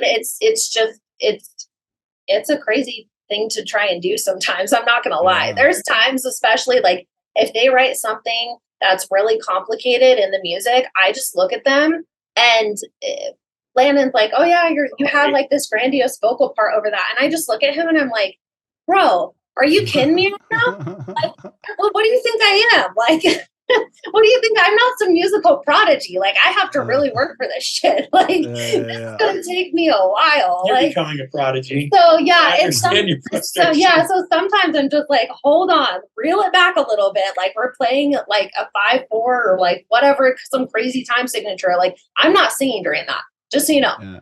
Yeah. There's no way. So we gotta pick and choose, and we gotta pick out what works best for everybody. But hopefully over time it will just keep evolving, and a lot of fun. I will keep getting better. And yeah, it's shenanigans, that's for sure. It is shenanigans. But honestly, you're very far. Thank you. Well. It's such a challenge, man. I think it's one thing to play an instrument or to sing, and that's its whole own thing itself, but it's a completely unique skill set to be able to do these things at the same time. But especially with the amount of odd time signatures that you guys use, that's what kind of really takes this from being something that is unusual and difficult to something that is slightly extraordinary. Yes, and we definitely feel it. Yeah, sometimes we're face rip mode activated, like I mean, you said it there about, like, I guess the muscle memory is really key, because as you said before about the challenge of working on a difficult section, I suppose that's it with odd time and whatnot. Like, once you have it down, once it's muscle memory, it's okay. It doesn't really matter that it's 5/4 or 4/4 or whatever. You just know that riff, you have it down. But it's getting to that phase, and especially as you say, doing that with bass, odd time, and a vocal part. Yeah, that's got to take a lot of rehearsal. I feel like I'm way overthinking it too, and that's what I've been telling like Jaden lately with him trying to learn certain drum parts. I'm like, hold on a second, take a step back, take a deep breath in, and just don't think for a minute. I know it's so hard to do, but I can tell from the look on your face, I can see the cogs working in your brain. You're way overthinking this, dude. Yeah. Way overthinking it. It just has to feel more, I don't know, natural in a way, as unnatural as it is. But and so it is a lot to do with the muscle memory, and he helps me out a lot with like the time signatures. Like, he makes it really relatable. Like, oh, this is in this timing, so think of this. And I'm like, oh, okay. He makes it relatable for me, and that helps. Ways to count, relate it. Yeah. I almost feel like he speaks another language, and like he's also the interpreter. So he's like, hey, like, I know I just said this to you in Chinese, but basically what that means is da da da da da in English. And I'm like, oh, okay, yeah, I get it. So, do you have an example of how you might communicate like a phrase or something? Well, like when we're going through, like when we're talking about like different time signatures, or we're trying, I guess we'll talk time signatures. Like, I don't, like when we look at 5/4, I like to try to just relate it as easy as possible. It doesn't matter whether we're playing 16th notes, doesn't matter whether there's a triplet, because like I'll just use that part as an example. There's a polyrhythm in that part. So it's 5/4. I'm soloing over 5/4. She's playing a bass riff that's over 5/4, but it's almost polymoded to like 7/8. But like I literally just say, like as you're doing, there's like quarter notes, and then there's these triplets. They're slower triplets, but I literally just say, like, you just have to count it 1, 2, 3, 4, 5, or just count 1, 2, 1, 2, 3, 1, 2. Like, that's an easy way of breaking it. And I know, like, the interesting thing is, like, me going to school right now, a teacher would, like, slap me for saying that. Like, you don't just say, that's not what you're doing. It's like, well, you have to, like, remember certain, like, and I'm not saying this in any way being mean. Yeah. But, like, everybody has a different level of how they view or feel music. So you have to find, if somebody has a master's or a doctorate in music, they're going to speak gibberish to somebody else. You have to find that middle communication. Right. And then there's a lot of times, like when we come up with riffs, like we have a song we talked about, we have many different ways that we write songs. There's 2 right now where we just got together in a room and we were like, all right, no more of this program. Give me a riff. So then I like had this one riff. It's using the 2 and the 5 on the guitar, and it's a lot of skips and a lot of hammer-on, just like fast playing. And the best way for me to describe it, like, she just like looked at it, and I was like, just 2/5, 2/5, 2/5. Like, he's like, don't even think about what key it is. Just like you're just playing straight 16th notes, and you're playing like this. Like, yeah, he'll basically say, like, this is the general area of like where we want to be with this song. Like, start diddling around to it and see what what sounds good. And so a lot of the times, like, he'll just come up with a riff and then I just start jamming to it. And then we're like, okay, that sounds good. Or sometimes we're like, oh, you know. Another one I like to use, which is it's no secret. A lot of guitarists or bassists understanding it. Looking at the fretboard on a guitar, you have inlays for a reason. Starting on the E string, your 3rd, 5th, and 7th, it's G, A, B, walking down the strings, G, A, B, C, D, E. So I like to use that. If we're using like C major, A minor, there's no sharps or flats. We're going to play using the dots. And we're going to play using.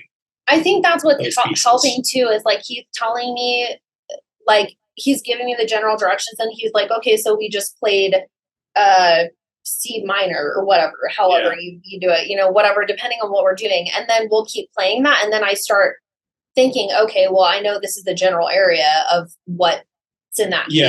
This would be the fret, and then right. I like teaching shapes too, obviously, for scales.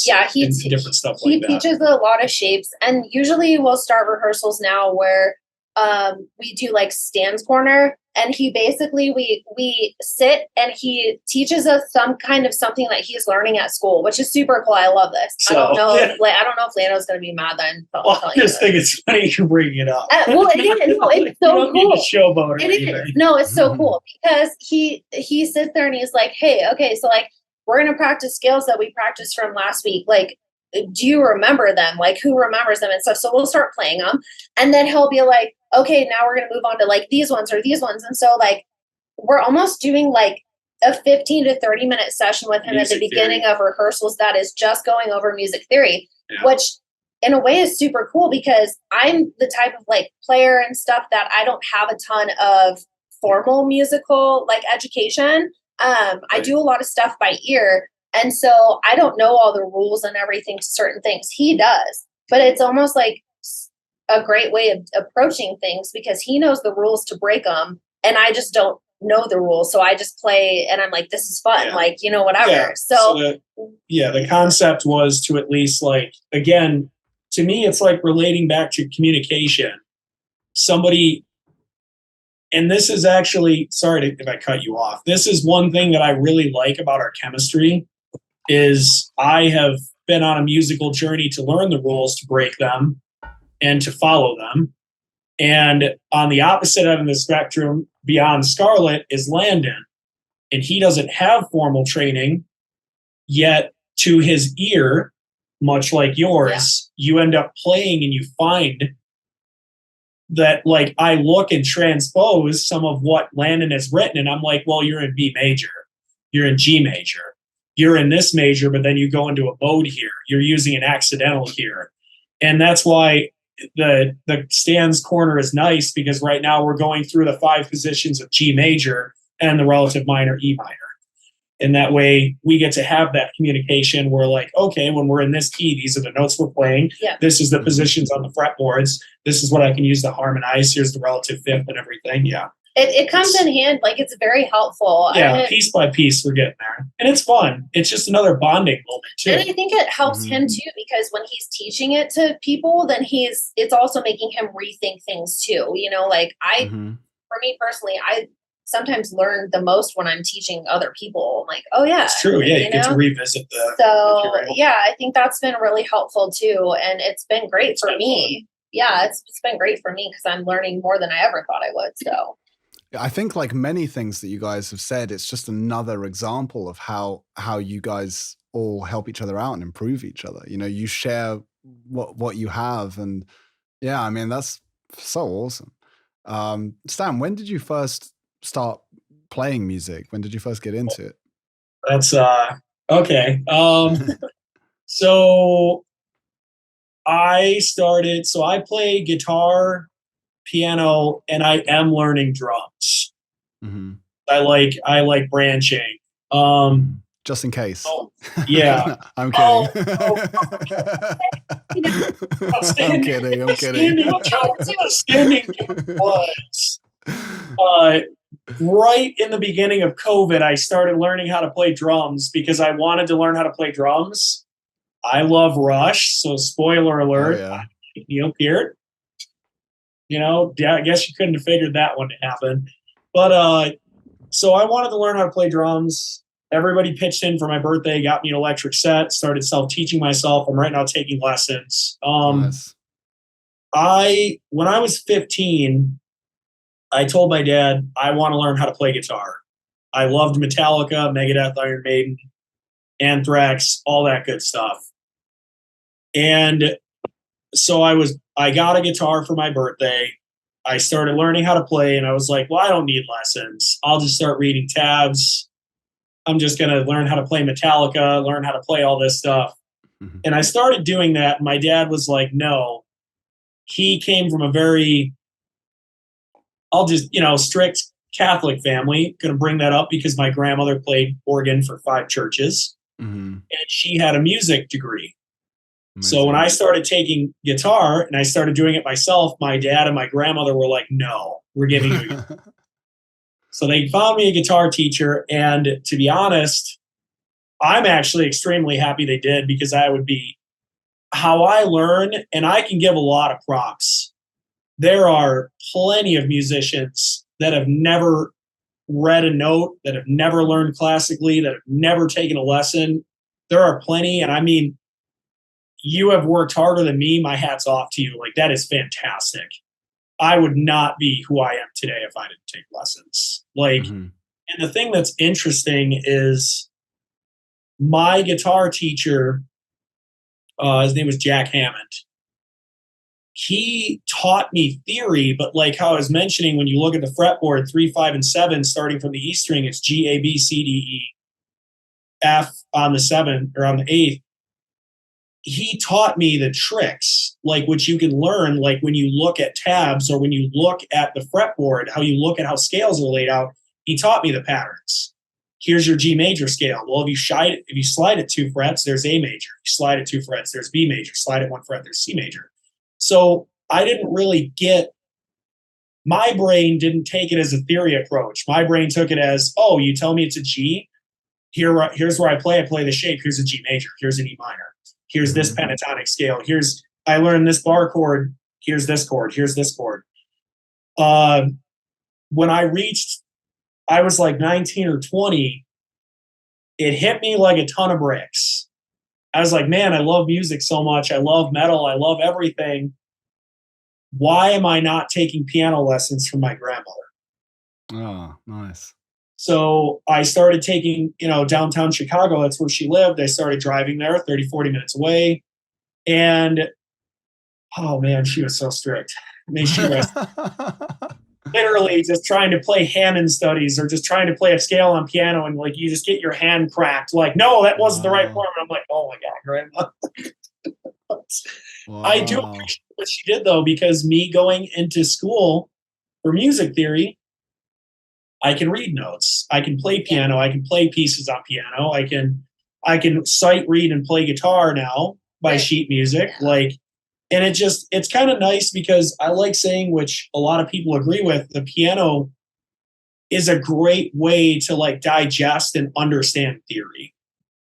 Because as you go through the circle of fifths, or as you look at everything like C major, it's all the white keys. Relative minor is A minor, it's all the white keys. You add a sharp, F sharp for G major. You add a sharp, D sharp. You get to see the 2 sharps on the piano.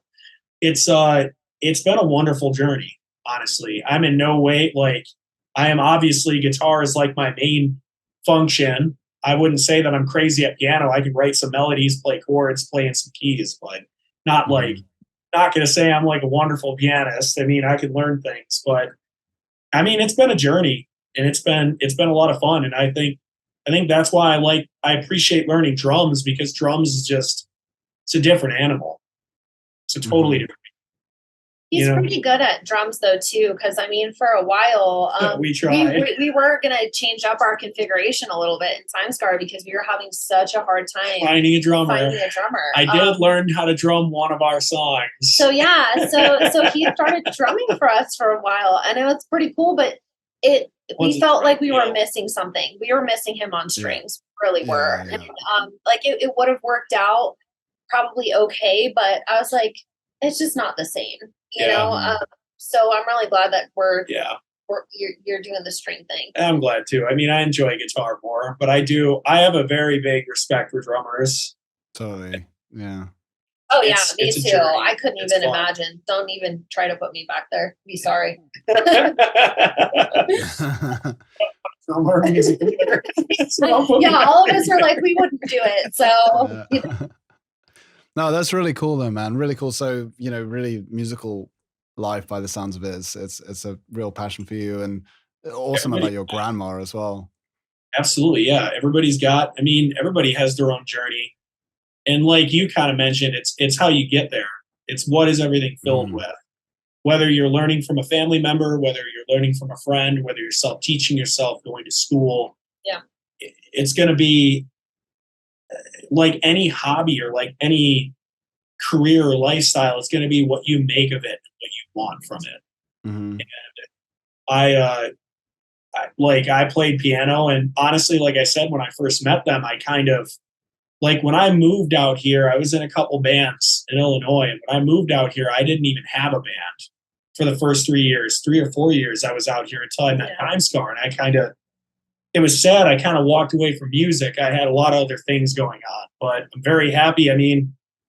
Very happy that I came back. I think everybody kind of goes through that. You can go through like a stale phase, or maybe you have other priorities, but music is a wonderful voice, and it's a wonderful weapon from time to time. yes.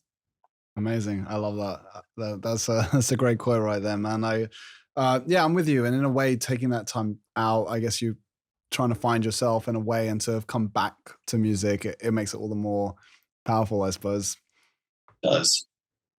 Amazing. When did you start singing, Scarlette?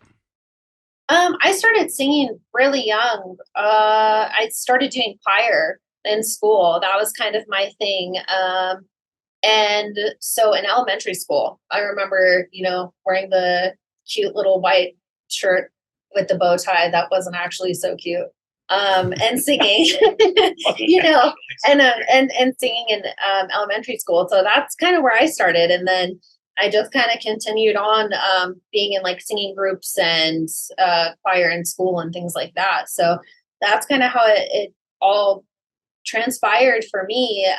And then, as I've gotten older, I continue to do vocal lessons with different coaches, sometimes in person, sometimes Zoom lessons. And I really like the vocal coach that I'm working with right now. She's great. She's got like a degree in music and all of that stuff from a huge university. So she's very great. She's wonderful. So, and I've definitely noticed a change in just the way that I approach, breathing technique, or just even how I'm placing my mouth during certain notes and things like that.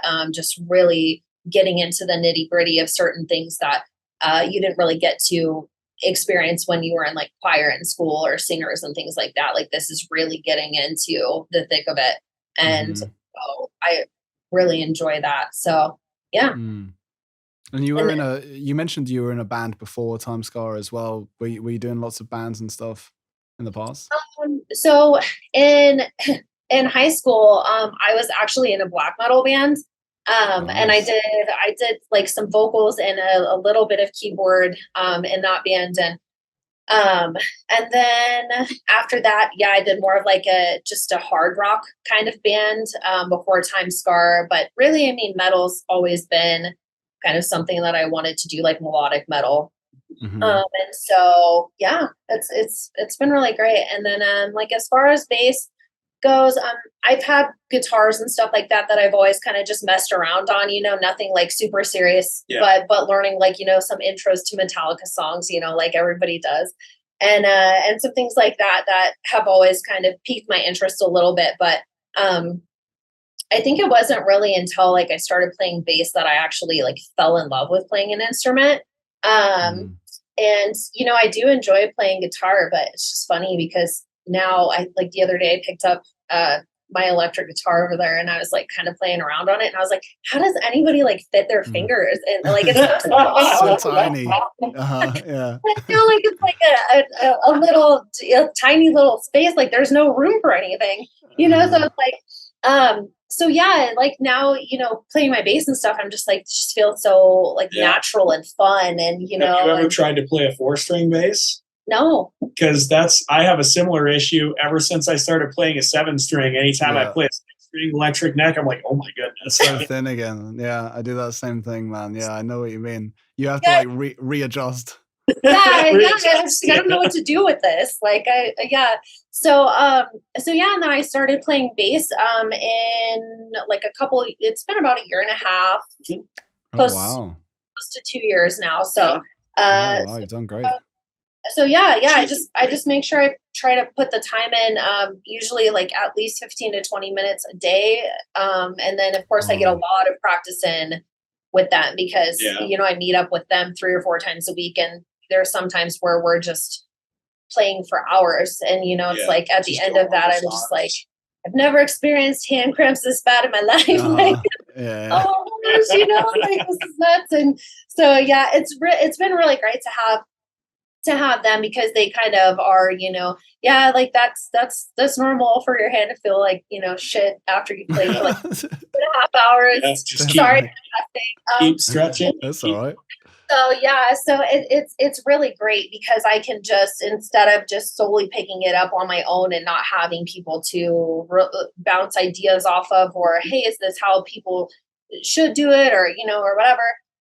They're really great about helping coach me through, even though I'm on bass, I did take a couple of bass lessons for a little while just to get the fundamentals down. Just like hand placement and things like that. Just really, really basic things. And then now, ever since then, I've kind of just been working with Stan and Lando. So it's been really great. It's been an experience. And I think, I don't know. I think it would just be weird for me to play a 4-string. Probably. Because I'm getting used to it, and and everything. And I think it has been an experience because we play in drop A. So it's like now I'm kind of starting to connect the pieces when I'm learning a cover song or something like that, and I'm starting to experiment more with tunings outside of drop A, and like, if you want to play something standard, like you're not going to use the top string, and or whatever, things like that. So it's been pretty exciting.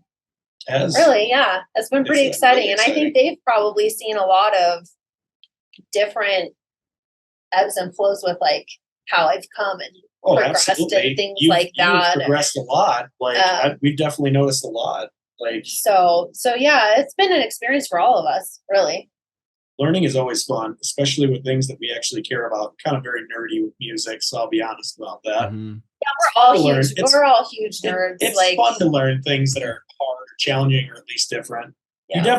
You have come a very long way, especially being able to sing and play some of the parts that you play. Thank you. There's parts, there's definitely just like the time changes. There's some riffs even in like Insomnia that like still make my hand stretch on a guitar. So my invisible hat is still off to you for being able to do that on 5-string bass. Yeah. Totally. I suppose there's an element to it which it's like what they say about language, right? You can try and learn a language out of the textbook, but the best way to do it is to immerse yourself in the culture.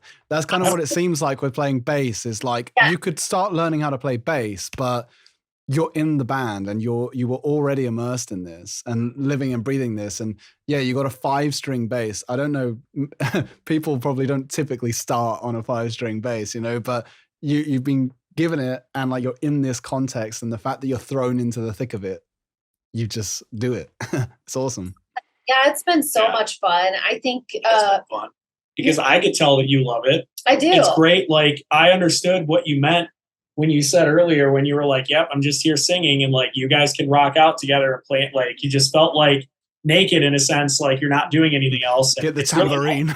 Really it looked fun. Like they would just be jamming, like they would, walk up to each other and they're like headbanging and stuff. And I'm like, I want to do that. Like I want to be over there. Well, and so we've been doing it. It's so fun. Like, otherwise, you have to be like James LeBrie and just go backstage for 10 minutes whilst like the solos are happening. It's literally one of my favorite memes. Is like someone did that based off the Peter Griffin one where he just like disappears into the bush. Like Well, and I think that's part of it too, because Stan over here is really into like long musical breaks with no vocals. I keep getting slapped out. No, I'm kidding. I'm not kidding. No, he's inserting, these musical breaks without vocals and stuff that he wants to do, and it's like before I was like, well, dang, like you're like, no, I guess I'm gonna be a a hype woman for like 2 minutes of this song.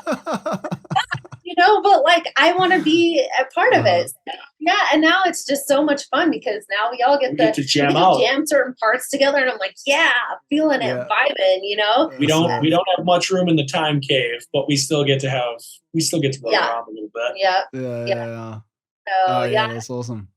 It's been such a great like journey and everything, and I'm learning so much, and I just love learning. So it's been great. I'm very fortunate that they're so like understanding and stuff with me too. Like when I don't get things, they try to explain it different ways, and they're really patient. And I think that makes all the difference too, because I don't feel like stupid about anything. I don't feel intimidated. It's a very open, welcoming thing, and it's very rewarding and positive. So absolutely, yeah, it's been great. So I know obviously it's been a bit like cagey with drummers and stuff in the past, but have you is playing live part of what you guys are doing at the moment, or? At the moment, yeah, we're gearing up to play live. We haven't been able to at this point because of the drummer issues. It seemed like before every time, we would get somebody just about there dialed in with some songs, something would happen. And so it's been kind of it's been a rough subject. It's been a little bit of a sore topic. If I can be honest. It has. And it's mainly just, it goes back to like what we were discussing with how many hats we wear and everything we do. When we didn't have a drummer, or when we were trying one and we couldn't get one to work, or it didn't work, then we brushed the idea of playing shows without one, but we kind of went back and forth on it. Would it be okay to have a drum machine or a backing track in the back? Would it not be? So we kind of didn't focus more on doing live shows at first if we couldn't hold a drummer, because we at least wanted to try to get songs out. We approached the avenue of Lando taking on mixing and mastering, and also even the filmmaking, like you said, in its own right, making the music videos, that took up a lot of our time. So it's been a rough subject because we kind of side bench live shows, even though I don't think any of us wanted to do that. But as a band business perspective, it kind of made sense. Totally, yeah. We are very excited because we are working on multiple songs. We have enough for shows. Not just what's on Spotify, but also in the chamber. We have enough. And with getting Jaden dialed in and getting everything dialed in together, shows are definitely foreseeable in the near future here. Yeah, it's on the horizon. Yes, it is on the horizon. We are very, very ready for that. We've had a lot of contained energy that's just ready to just go out and just play, like just stage dive into a crowd or just play. It's just gonna randomly hit hard. I think, we're very excited. We're very ready to start that chapter of TimeScar, and we have been for a while. It's just been, it's been a struggle, and it's kind of interesting to see how that's played out with how hard it's actually been to find that fourth person. I don't think any of us, missing link. When we first started TimeScar, I don't think any of us thought it was going to be this grueling of a process to find a fourth person. So we're very much looking forward to this. I know Jaden is. He is like, his enthusiasm is just everything right now. And it's been great. So I don't want to jinx it. I'm just gonna knock on wood right now. I agree, you guys. I'm nervous. No, that's awesome. It makes so much sense. And I think in this day and age, it does make sense, as you say, from a business perspective, to kind of build a presence online first, establish yourselves and whatever. And then you have something more to bring, to the live scene and such. And I'm sure that you guys are going to absolutely, excel once you get going with that, because you've built such an incredible foundation with all the work that you've done. So I'm excited for you guys too. Thank you. Thank you. We're thrilled. Very nice. Thank you. Yeah, appreciate we love that. Working hard to get there. Amazing. Guys, the time has like flown by so fast, man, because I could still feel like I could still like talk to you guys all night. And yeah, I actually can't believe how quick it's gone by. I was just wanted to, it's going to have to be very quick, but I want to ask you one last thing, just to mix it up a little bit. And that would just be for you guys individually. What things would you say you're most interested in outside of music and the band, or outside of the band at least? Okay. So interested outside of the band. I mean, outside of music, it's probably fitness for me, which that's going to be horrible because there might be the same answer from the person next to me. But I do like to stay fit. I like to be healthy. I also I like to hike a lot too. Being in Colorado, I like being next to the mountains. Mm. Yep. I think for me, I have a lot of things that I love that I don't necessarily have time for, but we'll do a quick lightning round here. So like video games, animals, fitness, hiking, gardening. Boom. Nice. Cool. Touching all the points. So many. Cool. Yeah, I see you're in the gym on a regular basis, you know, posting that on the Instagram and stuff. That's awesome. You know, it's great that you guys, again, as part of this really positive vibe, this group dynamic that you guys have going, you said that you work out together and stuff as well. Like, that's really awesome. We love it. We love it. It's such a good way to stay in a good mental state, you know? It is. Very good. Yeah, totally. Nice. Yeah, cool. Well, I mean, you know, at this point, we can't open up. We don't want to open up any more rabbit holes because then we'll have a whole other podcast. We will. And me and him will surely go down one. So I tried to keep it simple for you. Yeah. I just wanted to get something in there that would mix it up a little bit. But guys, it's been like such a pleasure to chat with you all about everything that you guys are doing with the band. Like, it's so inspirational for me, and hopefully for others as well, to hear about the chemistry that you guys have and how you approach things as a band. I think it's so awesome. You built an amazing foundation. Like, going forwards, you know, I'm sure things are going to be so good for you, man. So thank you guys so much for coming on the show. Is there anything else that you want to get in there, before we sign off? I think we just want to say thank you. I mean, you're awesome. We've everything you do for the music community and everything is just absolutely amazing. And we're so fortunate to be part of it. So, I sincerely mean that. We have such a good group of people, and you really help connect everybody, and we sincerely appreciate that. So I can't wait to see what more is on the horizon with all of that, and you and all of your stuff too. So, thank you. That's very kind of you guys. It's been, absolute pleasure, and it has been very nice. Awesome. Let's do this again sometime. Absolutely, we'd love to. Cool. All right. Thank you, guys. Good night. Thank you for listening to this episode of Creating a Universe. A special thank you to Scarlette and Stanstle from TimeScar for joining me. I really enjoyed this one.